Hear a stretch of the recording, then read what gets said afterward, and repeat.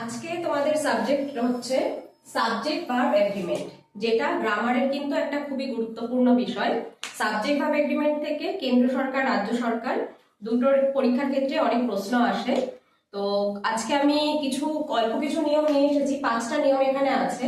আরো ডিটেলসে যদি তোমরা জানতে চাও বা পড়তে চাও তাহলে ডিসক্রিপশন বক্সে দেওয়া যে নাম্বারে তোমরা কন্ট্যাক্ট করো, তোমাদেরকে সেখান থেকে যথাযথভাবে গাইড করে দেওয়া হবে। আর যে 5টা আজকে করাচ্ছি, যদি সেটার উপর তোমাদের কোনো ডাউট কিছু থাকে অবশ্যই কমেন্টে জানিও, যথাযথভাবে উত্তর দেওয়ার চেষ্টা করব। তো চলে আসি প্রথম নিয়মে। প্রথম নিয়ম কি, যেটা আমরা সকলেই জানি, যে যদি সাবজেক্ট আমাদের সিঙ্গুলার হয় বা প্লুরাল হয় তাহলে সেই অনুযায়ী আমাদের ভার্বটাও কি হয়ে যায়, সিঙ্গুলার বা প্লুরাল।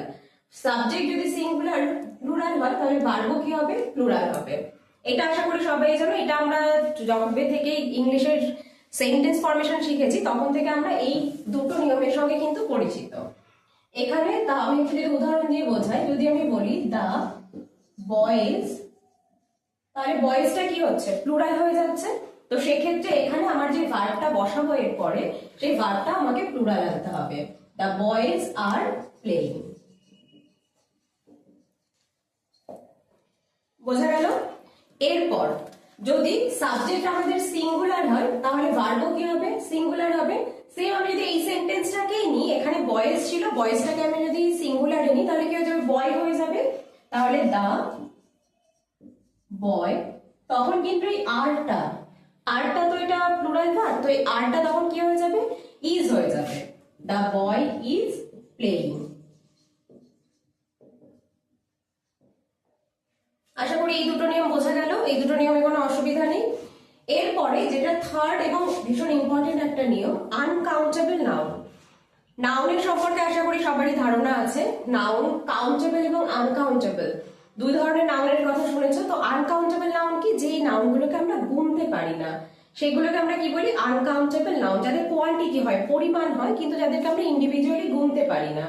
যেমন আমাদের হেয়ার, বা হচ্ছে যদি বলি রাইস, সল্ট, এগুলোকে কিন্তু আমরা কাউন্ট করতে পারি না। তো এইগুলোর ক্ষেত্রে আমি সবসময় সিঙ্গুলার ভার্ব ব্যবহার করব। তো যেমন যদি উদাহরণ দিই, দ্য হেয়ার ইজ ব্ল্যাক। তো এটা সবসময় মনে রাখবে, যখনই নাউনটা আনকাউন্টেবল হবে অবশ্যই কিন্তু আমার ভার্ব যেটা আসবে সেই ভার্বটা কিন্তু সবসময় সিঙ্গুলার হবে। তো এই তিনটে নিয়ম গেল। এরপরে যখন কোনো সেন্টেন্সে দুটো অথবা তার বেশি কোনো নাউন থাকছে এবং সেই নাউনগুলো যুক্ত হচ্ছে কি দিয়ে, অ্যান্ড দিয়ে, সেক্ষেত্রে কি হবে, সেক্ষেত্রে কিন্তু আমরা প্লুরাল ভার্ব ব্যবহার করব। যেমন উদাহরণস্বরূপ যদি বলা হয়, আমি এখানে জায়গা নেই, আমি নিচে তোমাদের এটার উদাহরণটা দেখিয়ে দিচ্ছি 4 নাম্বার দিয়ে। টিয়া, রিনা অ্যান্ড রাম।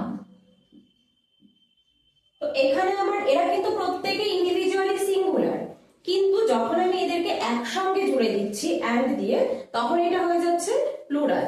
তো এই ক্ষেত্রে আমার ভার্বটাও কি হয়ে যাবে, প্লুরাল হয়ে যাবে। টিয়া, রিনা অ্যান্ড রাম আর গোয়িং। বোঝা গেল? এই 4টে নিয়ম বোঝা গেল আশা করি। এরপরে 5 নাম্বার নিয়মে কি বলছে, এখানেও দুটো নাউন থাকবে, কিন্তু এখানে একটু আলাদা আছে, যে অ্যান্ড দিয়ে যুক্ত হবে কিন্তু অ্যান্ড এর পরেই কি থাকছে, একটা নট থাকছে। অ্যান্ড এর পরেই নট থাকবে, তখন অ্যান্ড এর আগের যে নাউনটা রয়েছে সেটা অনুযায়ী আমি ভার্ব বসাবো। সেক্ষেত্রে আমার ভার্ব সিঙ্গুলারও হতে পারে, প্লুরালও হতে পারে, সেটা ডিপেন্ড করবে অ্যান্ড এর আগে যে সাবজেক্টটা আছে তার উপর। একটা উদাহরণ দিয়ে বোঝাই, দে অ্যান্ড নট আই। তাহলে এখানে অ্যান্ড এর পরেই নট বসেছে এবং এখানে দুটো সাবজেক্ট আছে, একটা আছে দে, একটা আছে আই। আইটা সিঙ্গুলার, দেটা প্লুরাল। তো যেহেতু অ্যান্ড এর পরেই নট রয়েছে, তো আমি অ্যান্ড এর আগের একে অনুযায়ী আমি এখানে একটা ভার্ব আনবো। তাহলে they and not I are going. দেখো 5টা নিয়ম তোমাদেরকে বললাম, 5টা নিয়মের 5টা উদাহরণও দিয়ে দিলাম। এরপরেও যদি তোমাদের কোনো ডাউট থাকে তোমরা অনলাইন ক্লাসেসের জন্য যোগাযোগ করতে পারো, অথবা অফলাইন ক্লাসেসের জন্য ডেসক্রিপশনে দেওয়া যে নাম্বার রয়েছে সেখানেও তোমরা যোগাযোগ করতে পারো। Thank you.